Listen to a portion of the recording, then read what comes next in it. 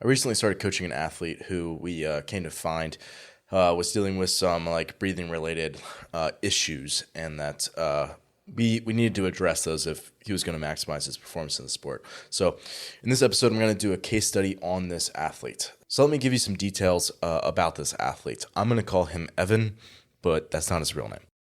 He's a 24-year-old male. He's got a training age of 11. Only 2 of those years have actually been in CrossFit, but he's been doing sports like the majority of his life growing up. So he did track and field in high school, and his events were the 200 meter, the 400 meter, and triple jump. So all relatively shorter, higher output events. He was a baseball player in high school and also in his collegiate career. And he played center field there, which, again, if you look at that, you're looking at someone who's more powerful. They've got more fast twitch muscle fibers. They're biased towards power and power output to be successful in that sport, but also that position in particular. And then 2 years of blog-style CrossFit after college. So kind of very similar story to me, actually, in the sense that you needed a competitive outlet and found CrossFit and kind of decided to get into it, and then started doing some classes, and then pretty quickly got into a blog style program and stuck with that for about 2 years before hiring a one-on-one coach, me. Yeah, and that was sort of like his story up to that point. So he historically has struggled with longer, more aerobic style events, kind of in the 15 plus minute range for CrossFit. And the interesting thing, and it's good to know, is that this was both cyclical and mixed events. So this didn't really matter if it was a road time trial that I gave him versus a CrossFit style test, like a 20-minute AMRAP, for example. His performance in both of those styles of events are below his other scores. I would say his strength level is very close, if not what it needs to be at a semifinal level. However, you're going to look at the leaderboard, you're going to see the majority of the points for both the 2021 and the 2022 CrossFit quarterfinals came from what I would call like a sustained power event. So in 2022, this was E3, the longer workout that was rope climb, wall balls, and shuttle runs. And then in 2021, the majority of his events came from E2 and E3, the GHD rope climb pistol one that extended out for most people to 20 minutes, and E3, which was the wall ball and row, more of an aerobic power event. But that was still over 10 minutes for him. So it's definitely that aerobic system is contributing a lot to all those. So again, another important context, like I mentioned, right, the events that are biasing power and like an unsustainable metabolic work rate, those he's really on track for where he needs to be in like the strength events and like those really short high work rate, more like sprinty type effort. He's right there with the other semifinal qualifications, semifinal bubble level athletes. So, he didn't like come to me and say, hey, I'm dealing with respiratory issues. It was more so like as we started having conversation and as we started to look at more of his data, this is sort of like emerged as like, okay, this is probably something that we're dealing with. So it was about conversation. We also did some additional testing. And I mean, the first thing that was obvious was that the aerobic prowess wasn't there where it needed to be. Like the aerobic development wasn't what it was. But also like just having him film his time trials, like I had him do a 5K time trial on the rower. I watched back at different points of that and I didn't watch the whole thing, but I kind of scrubbed through the video and I was watching. And one of the things that I noticed is that in prolonged high work rate bouts, so something like a 5K road time trial, he would kind of undulate. And these weren't like super obvious undulations, but it was clear when you could actually see his monitor on the video, is that he went from a high metabolic work rate and a high respiration rate to times where both of those would dip a little bit. So his pace would come down a little bit, but then also his breathing rate would start to drop a little bit as well. And he wouldn't maintain the full depths of those breaths as he went about that. So that's a problem if you're competing in a racing sport, right? Like the aerobic side of CrossFit is hugely important, as anybody who's been in it for any amount of time knows. So today I want to go over how I helped Evan with this problem and how I would think about addressing respiratory limitations in the CrossFit athlete.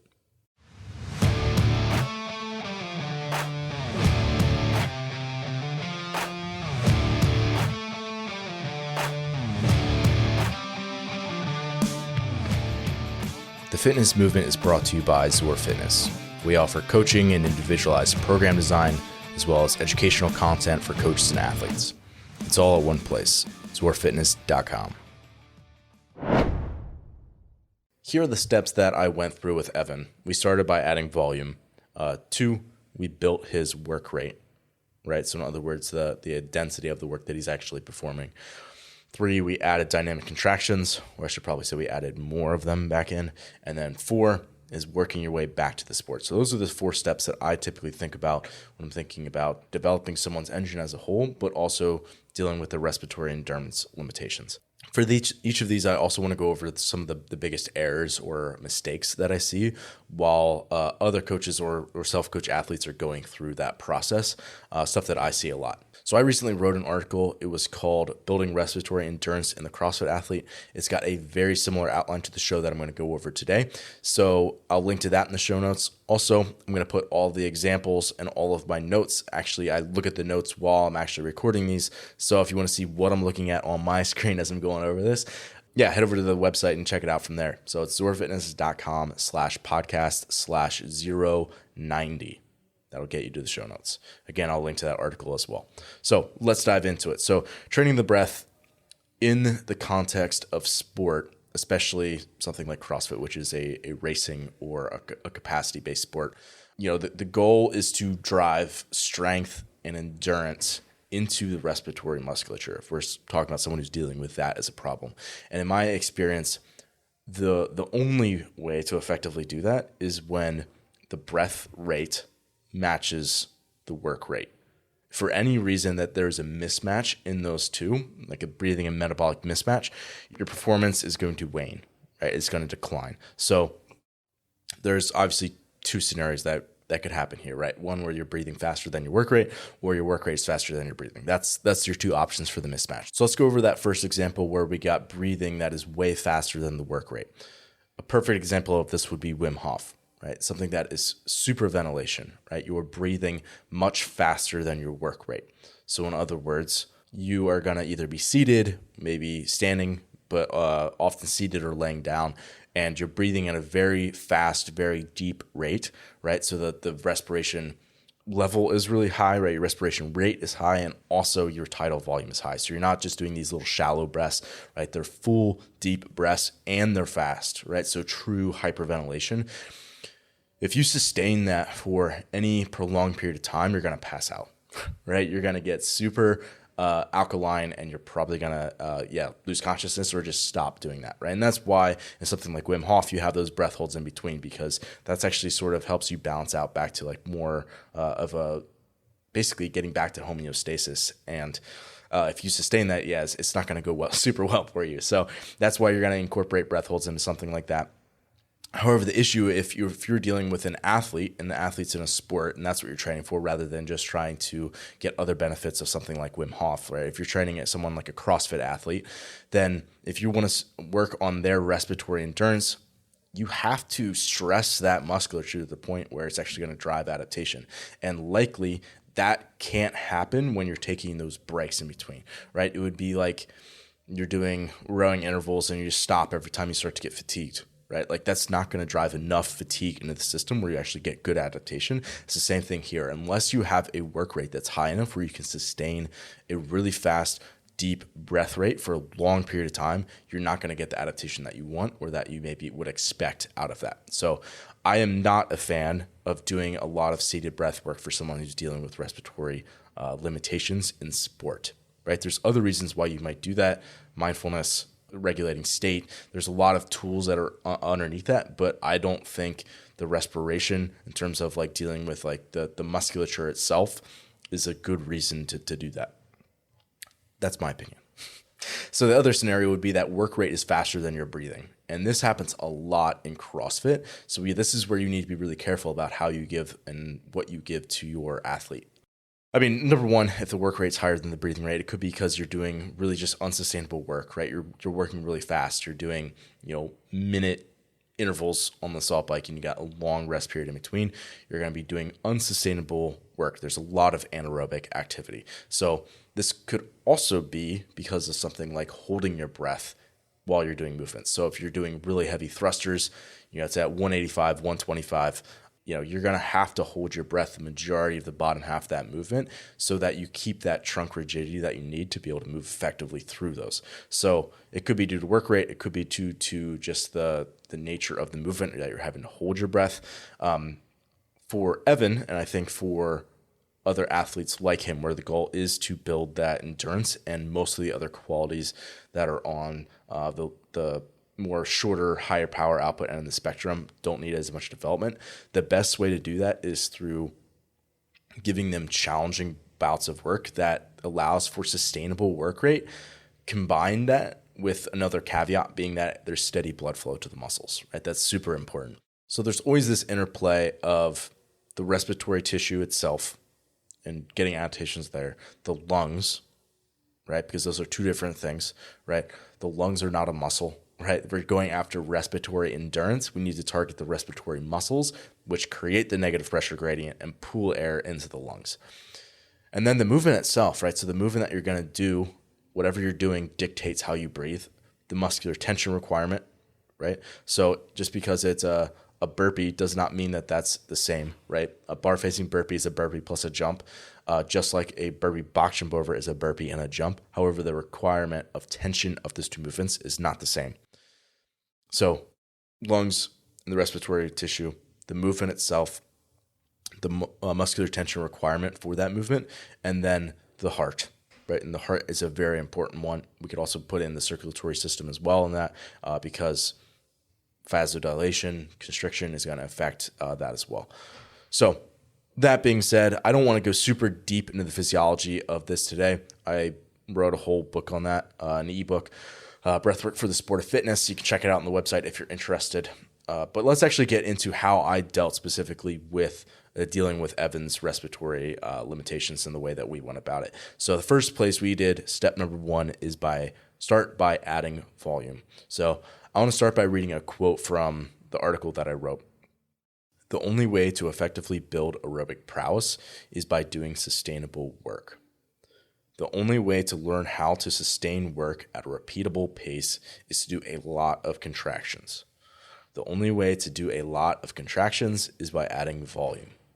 The only way to do more volume without severely overreaching is by reducing work rate, aka going slower. So I think a really practical way to think about this, and if you're trying to have a conversation and communicate with an athlete about what might be an appropriate volume for them, is if an athlete is scared, quote unquote scared, they treat a workout with additional respect because they are afraid, so to speak, of the volume in that workout, then they're not going to be able to race through that. And again, the sport is a racing sport. So if they are worried that they're not going to sustain across a bout of work because it's a lot of work, it's a lot of contractions, we need to adjust their a level that threshold occurs at, and the only way to do that is by giving them more.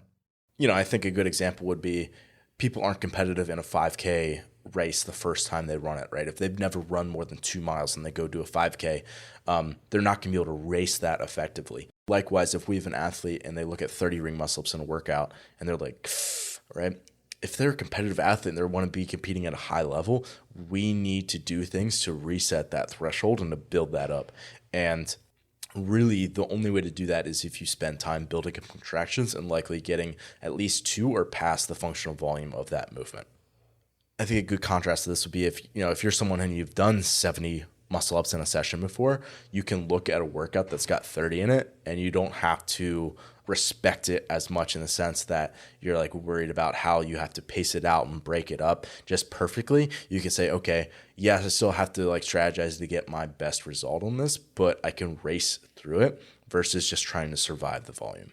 I also think this goes back to the fact that confidence and experience go hand in hand. It's really hard to have one without the other, right? So if you haven't experienced something, if you've never experienced what it's like to race a 5K, then it's really challenging to have confidence that you belong there. If you go to the games for the first time, unless for some reason you believe that you should have been there already, you typically don't have your greatest performance the first time you're there because you're not really sure if you belong. You don't have the experience.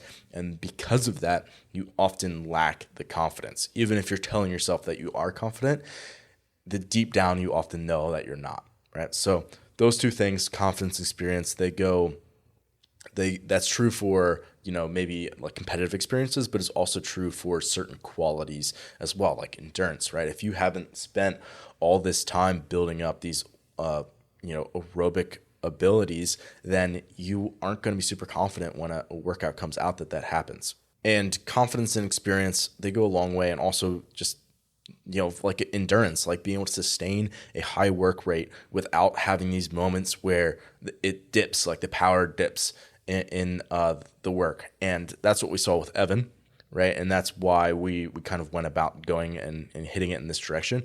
But I think part of it is too because he just had that lower training age in the sport itself. Like he's been doing other sports for a long time that are more strength and power based, which is why he does well in those types of things.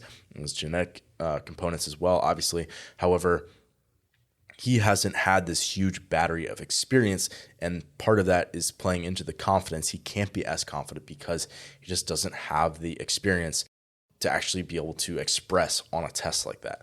So again, if I'm thinking about Evan, and there's probably one of two reasons why his power could dip in a time trial, like say on that 5K row, this is a low skill environment. Like this would be one thing if it was like, Friendly Fran or something like that, where it's like a really high metabolic work rate and there's a lot of skill involved, right? And his butterfly kip is breaking down or something like that. But this is a relatively low skill environment, row time trial for an athlete like him. There's probably two reasons that this is happening. One is that the person's running up against their physiological capacity, right? Maybe they're maxing out their cardiac output. Maybe they're running into muscular endurance limitations.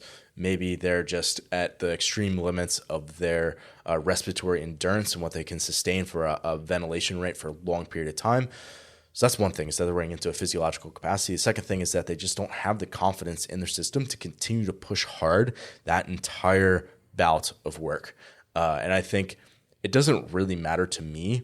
Like I don't feel the need to tease out which one of those two things it is for an athlete like Evan, because likely I'm going to prescribe the same types of training either way, right? Because the types of things that I'm going to write for an athlete like him are going to get both the physiological and the psychological components, right? They're going to improve both of those.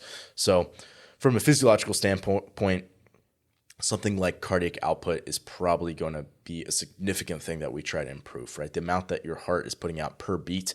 And that is best developed through just total time under stress, right? And under stress, there's the time component, there's also a work rate component.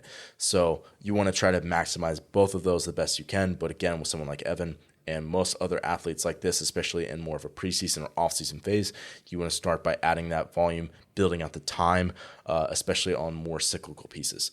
So for an athlete like Evan, breathing hard, it's only helpful, and it's going to only allow for repeatability, sustainability if the heart is strong enough to get blood through the muscle, right? So to it, where it can actually deliver what it needs to deliver, but through it, right, making it that it can actually escape the other side and take the metabolic waste along with it so that that muscle can continue to work. So that can only happen if the heart is strong enough to punch through that. That means that you're going to have to spend a lot more time at a sustained metabolic rate where you're at a lower muscular tension and the heart can sort of collect wins, right? It's an easy way to think about it. It's no different than any other training quality. You need to stack successful sessions on top of each other, and that's what's going to allow for good adaptation.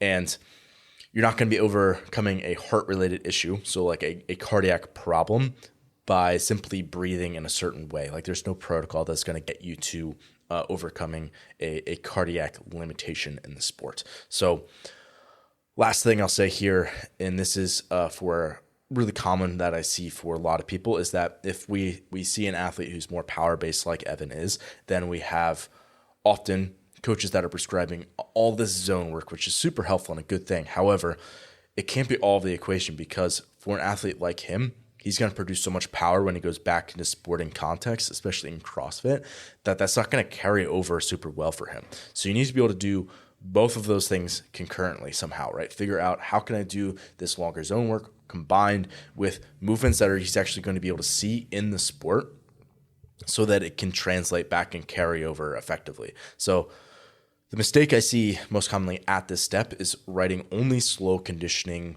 work for a more powerful athlete. So it's important to remember that, the goal of conditioning work or in quote unquote endurance work in the sport of CrossFit is different than other sports, because CrossFit is obviously unique, right? You got an array of patterns that you have to go through. You got all these different time domains and all these different patterns that you're going to be tested in. So I had a great conversation with Owen Everard. He's a sub 4 minute miler, and we had a quick conversation about this topic in particular. Let's take a listen. There's this conversation that I have with a lot of coaches and even athletes who are kind of a little bit more cerebral, where it's like, do you want to train more of like what you're not as good at so that those things improve and it like isn't like a weakness anymore to you? So like for you, maybe it's like, would you train more of your aerobic system to try to bring that system up? Or would you rather lean into like what you're going to adapt to quicker, which again, for you might be like, I might run more of like these threshold and above type paces that are mimicking more of my race. And that'll be like more of a like powerful repeats. And that will adapt to that quicker. And I should instead focus more on that and lean into that. Does that make sense? Yeah, I think the latter, I believe is the only way to go. I believe like genetically people are set certain ways, and then you have to tailor. It's not even a thing of what you want to, it's like you have to tailor training based on the type of runner the person is. And if you don't, they're never going to get the results they should. Yeah. Super interesting. Yeah. It's something I've been working. It's only kind of new in my head. It's just, it's how I started thinking about it is I went to a new coach who had been doing really well with some of my friends as I was trying to break, say, 14 minutes for 5K, 30 minutes for 10K. And he was completely aerobic, like just 5 by 7 minutes at marathon pace, like but off heart rate, lactic. And I was super fit. I was doing like 80 plus miles a week. I was like, my heart rates were coming down, and I went into races and I would be literally bombing out, like just terrible out the back because the pace felt crazy. You just didn't feel like you had the gears. I didn't have the gears. Like it was just whereas my friends who literally were doing the same training as me, they would just seem naturally be able to get on that pace. And then I was like, listen, I was chatting to another guy. It's like, I need to do some specific work. I do the specific work and it really works for me that year. The next year, the coach is like, okay, well, we'll all do that type of specific work. The guy who had ran well ran crap and I ran really well. Yeah. So it was just like, it's like, if you focus on the wrong things, not only this is a preference, in my opinion, this is like, it's like crucial that you do the right thing. Like if I got Jakob Ingebrigtsen and I ran him very hard, like relative to him, it would be crazy. Like I had a friend, Nick McCormick, he went to the 2012 Olympics, but in like so he had a coach that was very aerobic. Like his threshold was unbelievable. Like it's not hard to know what you're good at. If you would rather the longer like threshold work, if you're like, I can do that all day. Yeah, if just someone was just like to ask you like, hey, which workout would you rather do, these intervals or this long slow run? Is that sort of what you mean? 100%. Like I'll pick intervals every day.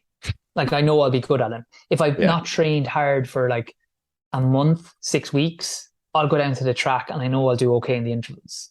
If I haven't done that in the aerobic, I'm going to be miles behind the guys.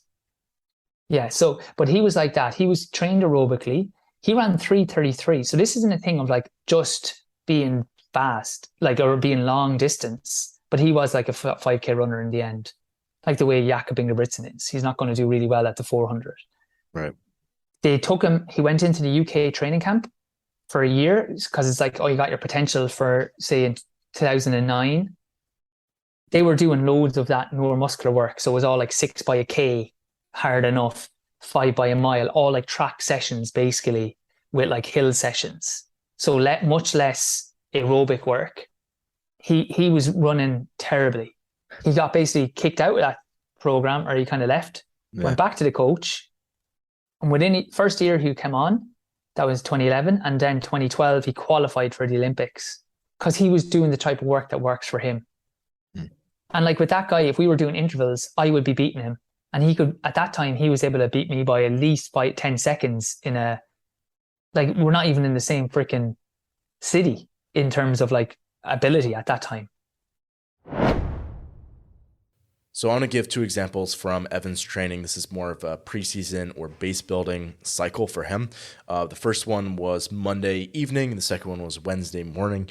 And these are two different snapshots of giving him more of the endurance zone work, that base building work combined with things that are closely mimicking sport, yet keep consistent blood flow, right? So those are the two big things that we're trying to balance here. Monday PM, rowing 60 minutes on an external clock at a zone 2 average heart rate. Every 5 minutes, he's going to complete 2 rounds of 6 no jump burpees, 8 ring rows, and 10 air squats. Wednesday morning, 15 rounds at 70-80% effort. So still not super high work rate, but the turnover will be fairly high. Okay. So again, 15 rounds, 4 box jump over step downs to 24 inches, 4 American kettlebell swings with a 53, 4 shoulder runs where 25 feet is 1 rep, 4 hang power snatches at 95, and 4 toes to bar. Rest 30 seconds between each of those rounds. So really small chunks of work, a lot of transition time, really can maintain a decent turnover and keep a consistent blood flow and pretty consistent heart rate throughout that piece. So step number 1 is building volume. Step number 2 is to build work rate. So aerobic base building and getting all those easy contractions, that's essential supportive work. Like that needs to happen, and that will allow for better expression of high effort metabolic work rates and events, right? Tests down the road. Again, that's the majority of CrossFit tests that you're going to see, but it's not enough on its own. You have to be able to take the athlete and slowly transition them from that off-season based work into more of their competitive support. So for example, if I took an athlete like Evan, I took him from doing that aerobic base building, that endurance based work in the off season, and then just was like pushed him, launched him right back into like a CrossFit competition prep cycle where it's really high effort, Metcons, a lot of stronger contractions in the mixed work. He's going to get terrible results from that, right? Like the stuff he did in the off season is basically going to be wasted. There's going to be very little carryover from what he did there to what he's doing now. So the way that you kind of get around that is that you have to slowly iterate on each cycle that you're doing. So one cycle you might be building that volume, it's more lower and slower work, and over time, like the next cycle, it's a little bit more intense. It may be pruning back that volume a little bit, and over time it gets more and more and more reflective of the sport. And then it's like, oh yeah, now when I look back, this is very similar to what I'm actually going to be asked to do when it comes to me going out on the floor and competing at my best. So again, the way that I would do this is by starting by slowly pruning back that volume and replacing that machine-based cyclical work with movements and time domains that are going to be mirroring the sport more closely. And that's going to slowly morph and change over time. So this means that effort and power output, those two things are going to climb together. But the key thing of this aerobic training is still going to be there. And that is that it is repeatable, right? The repeatability is the most important thing. So we think about building work rate. An easy way to think about this is doing more things at like a threshold pace, which here I'm really kind of saying that's just sort of concepts for saying that things are repeatable and sustainable, not because there's no fatigue accumulating, but rather because you're injecting just the right amount of rest into those pieces where the athlete can perform the work, rest, and repeat it and match their scores or even improve on their scores or their times as they get deeper into the work, right? And that's the key way that you can see is repeatable or sustainable, is that they're matching or improving as they go across the work versus having their power output drop. Again, another thing that's important in this stage is that we're going to do less things that are based on heart rate or based on maybe like time trial paces and things like that. So it's less physiological driven and more driven based on their times, their scores, the performance orientation of that work. And also there's going to be more things that are task or time based. There's going to be more things that are executed for time at a higher RPE, or variations of things that are more time based basically thinking of this as like different ways that you could work AMRAPs. So in this performance focused work, right, the athlete, in order to be successful, has to sustain a high ventilation rate. So an athlete like Evan, and I know this because we've had conversations together, it's like he's building confidence. He feels more confident as he's being challenged. He's like having challenge. He's having success, right? He's able to express the work and repeat it. That's allowing him to feel more ready for his season and be able to have the confidence that he needs and the capacity that he needs to express on something like the time trial before we saw those dips in power. So here's an example from this type of training. Again, contrasting this from maybe the sport where we're headed versus the more off-season based work where we're at before. Every 10 minutes for 5 sets, they'll be doing a 5-minute AMRAP at 85% effort. So 5 minutes on, 5 minutes off for 5 total times. 15 cal row, 12 wall balls, 9 burpees over the row rail. And between those sets, he's going to be riding the air bike at a recovery pace. And the goal when he gets on the bike is to return back to nasal breathing as quickly as possible, provided he doesn't feel like he's suffocating while he does that. So the mistake that I see here most often, and this is more so geared towards coaches, is that they prioritize the progression over the adaptation rate of the athlete. So what I see a lot of times is coaches get this idea in their head of like this progression they want to run an athlete through. And it's like, well, I'm going to hold this progression no matter what. And they don't really allow the athlete feedback of how it actually went to dictate how things go. Like you should have an idea of where you want to take the progression, but then ultimately the path that you take should be dictated by the athlete's performance. It's basically the idea of athlete-centric coaching or reactive periodization, which I talked about in episode 76, if you want to listen. Step number 3 is adding dynamic contractions. We're adding more dynamic contractions.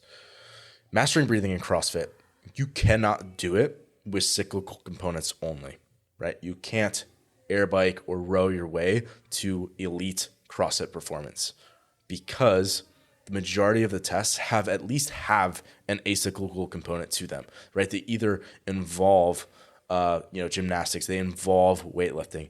And I would say, especially at qualifiers, open, quarterfinals, where we're not seeing a bunch of ergs being tested, we're not seeing outdoor running, we're not seeing biking being tested, right? That the input of those cyclical components is even less into the scores. I'm not saying they're not useful training tools because they absolutely are.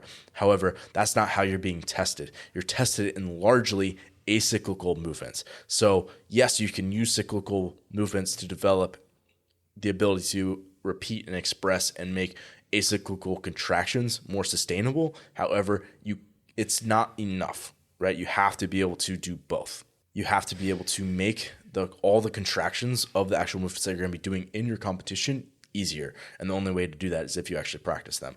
So this adding of dynamic contractions, it's adding in more varied patterning and doing it in more higher eccentric environments. So think about a 5K row versus Cindy, right? Time domain might not be super different. However, in terms of what's going on at the joint level, at the muscular level, at the level of the heart, those things are going to vary quite a bit. So, and additionally, like the volume tolerance of those specific movements and how you breathe in those specific movements are going to be very different. So you can't master breathing and acyclical work on the machines. It can help, it can aid that process, but it's not sufficient on its own. And again, the mistake that I see for this section in particular is failing to bridge between that lower eccentric environment of the more erg-based cyclical to the higher eccentric components of the sport. And again, this is something that I said before, it's basically a failure to balance and blend those two things where you go from one training program or cycle to the next. And it's a really clear, distinct change versus having those two things blend together. It needs to be a blending process in order for the athlete to carry those qualities over, unless they're just naturally gifted in that way, which happens sometimes. That's why you see some athletes, regardless of how things are kind of programmed or outlined, that they have success. However, if you're trying to have as many people that you coach and that you work with to be successful, that's a requirement, is that you blend those things, give them more time to adapt to the work that you're actually giving them. So if you add back in those high power, high eccentric movements too quickly, you're going to see two things. One is that the athlete is unable to express and actually recover from the work that they're putting out, right? Maybe they get DOMs, they're just not used to the volume. For whatever reason, they're not able to do it. Two is that they basically fail to drive the adaptations that they got from the easy aerobic work into the new movements, and they're not able to transfer that into the new context. So I'm going to go over week 1, pull a session from that, and week 4, pull a session from that, from Evan's training when we started to mix in, again, some of these higher output, higher eccentric environments back into his training, what it started to look like. Every 4 minutes for 7 to 9 sets, 7, 5, 3 of a bar facing burpee and toes to bar, and then max air bike cals until the 2-minute mark. So again, 2 minutes on, 2 minutes off for 7 to 9 times, 7, 5, 3 bar facing burpee, toes to bar, and then remaining time air bike cals. And again, the goal here is to match or improve that score each time. So that was week 1 of that progression. Slowly building on that, slowly giving him more higher power output, higher eccentric components. Week 4, this is what it's looked like by the end of that progression. Every 5 minutes for 5 to 6 sets, 4, 3, 2, ring muscle up, burpee box jump over a 30-inch box, and then wall balls with a 20-pound ball to 10 feet until the 2-minute mark, with again the goal being to match or improve your score each set. So we took that bar facing burpee and we made it a burpee box jump over to a higher box. We took the toes to bar and we made it ring muscle up, right? And again, this is week 1 and week 4. There's a lot of iterations in between this. Assault bike, move that from a cyclical component to a wall ball, right? Still not a super tough contraction, but acyclical nonetheless. And then 4th and final step is to work your way back to the sport. My job as a coach, if you got a coach, their job is to help prepare you for your sport, right? That's what it comes down to, right? You need to be able to feel ready when you go to compete. And you will never be able to compete at your best if you have not mirrored what you're going to be asked to do out on the floor in your training and in the preparation that you're going about in your training. And that means sustained ventilation through acyclical, novel tasks to support a high metabolic work rate. That is not a luxury, right? That is a necessity. If you want to be good in this sport, if you want to be the best, you have to be able to do that. The biggest mistake I see here is athletes, and especially coaches, because there's the one who needs to dictate it to their athletes. They don't understand the difference between training and competing. The goal of training is to accumulate quality work, right? Stacking small wins where whatever metabolic or mechanical stress you're giving to the athlete. So like you just think of this as like if you're doing more engine-based work, right? More conditioning stuff and more strength building work.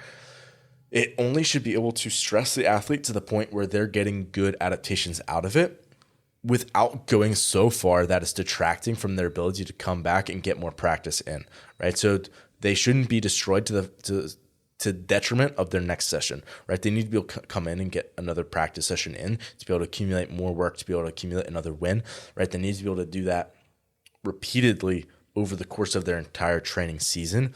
And yes, there's going to become a time where for more advanced athletes, you're giving them a lot of challenge because that's what they need. And they can also express and repeat that and continue to get good training outcomes and continue to come back for their next session. But we just need to understand where an athlete is in that process and, again, where they're at in their time of year. We can't be giving training-based efforts to an athlete in their competition prep all the time, right? You need to test them sometimes. And likewise, and I think this is probably more often the scenario, is you can't be giving athletes competing type efforts when they're in more of an off-season phase. You have to allow them to accumulate submaximal work. So a coach really needs to understand what time of year they're in and how to best communicate that to their athletes so that the athlete actually knows the intention behind the work that they're putting in. Again, if we're competing, in stark contrast to what I just said, the goal of competing is to win, right? It's to be at your best. And, you know, I've had conversations with Evan and like that's sort of how it goes, right? It's like he wants to be at his best. Like he wants to go on the floor and be in the hunt to win.